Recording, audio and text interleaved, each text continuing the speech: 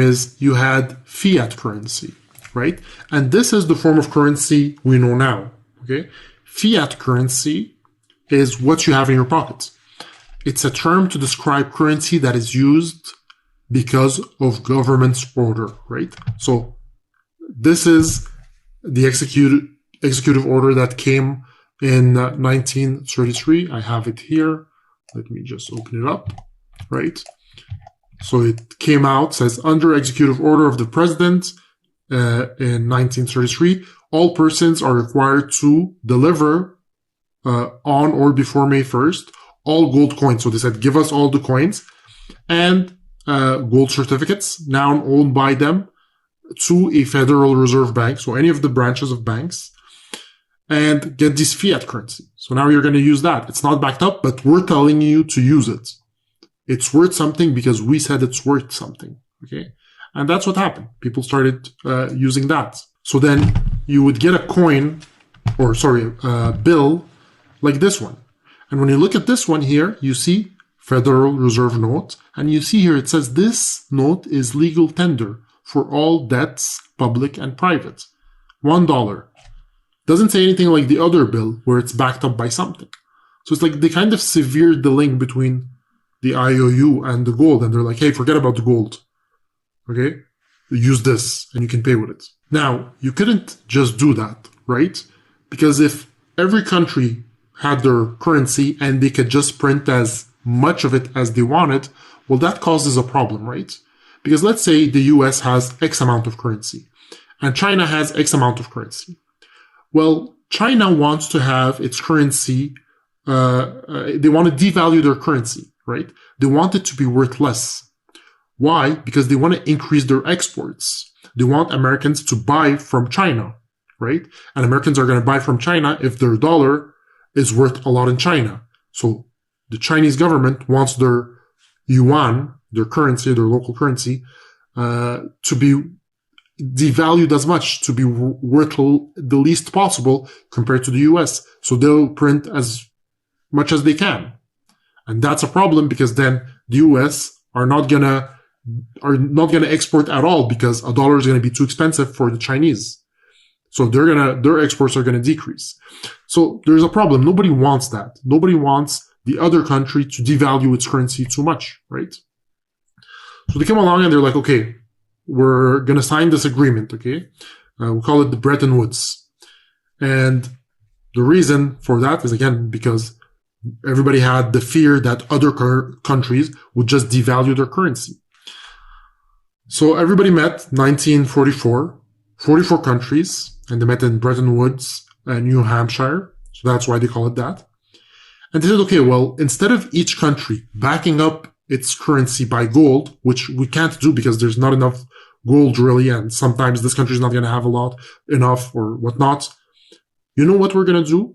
The US right now, they have the most amount of gold. I think by that time, the US had like half the gold or something. So the US has the most amount of gold.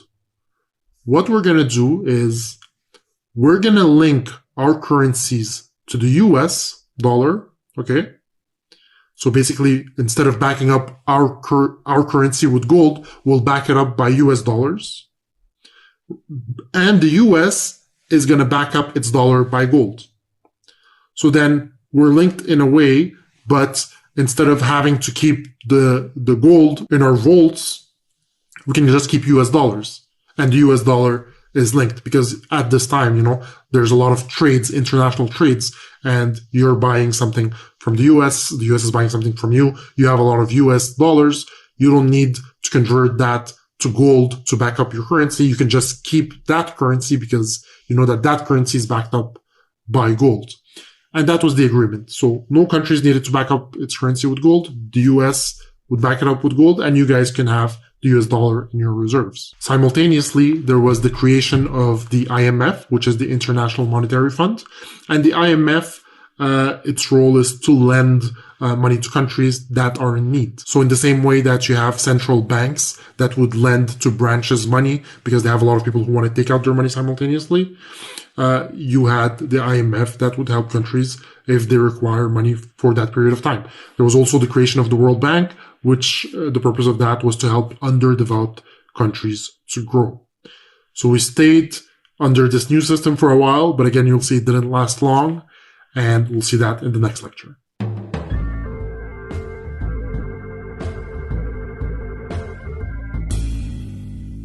So it didn't take long after the Bretton Woods Agreement for us to bail out on that.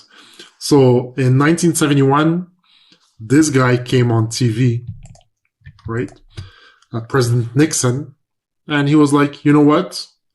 We're not gonna follow our agreement and give you back gold for the US that you're holding. We're not doing it. Now, why? Because the US didn't have enough gold to exchange for all the US dollars that other countries had. Because under the Bretton Woods Agreement is basically you don't need to back up your own currency by gold. You can use the US for your reserve because the US is backed up by gold and will exchange it for gold whenever you want. But then the US had printed too much currency and they couldn't give away all this gold because they didn't have enough of it, right? And people realized that, and the US realized it as well. So other countries started redeeming the US for gold. And then when Nixon came along, he was like, no, we're not going to do that, because he realized that the gold was worth way more than their own currency. You know, they printed too much of their currency. So he basically came along and said, none of that. So you countries are not going to be able to redeem that. So basically at that point, the US dollar was truly floating. So it wasn't really pegged to gold anymore. And this is the currency we have now. If you look in your pocket, the currency that you have is this currency, a currency that's not backed up by anything and which is floating. So if I take this peso dollars here, I can say a peso dollar is a peso is, you know, one ounce of gold, and then, you know, a Japanese yen is 2 ounces. So then I can know that, you know, a peso and a yen, well, a peso should be worth 2 times or half of the yen. I can't use this math because there is no exchange rate to a precious metal anymore. They're just their own thing. And now, because of that, they fluctuate one versus the other. Okay? So this is the currency that we're going to be trading in this course.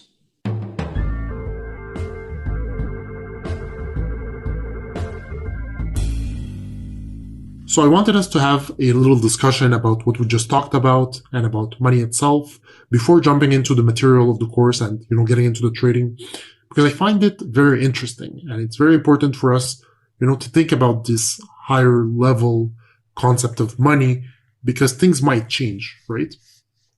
So we've talked about the fact that money here has to serve several functions, right?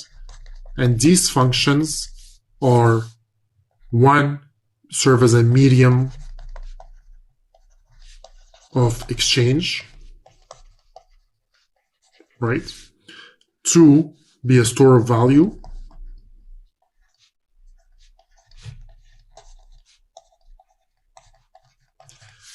And three, be a unit of value.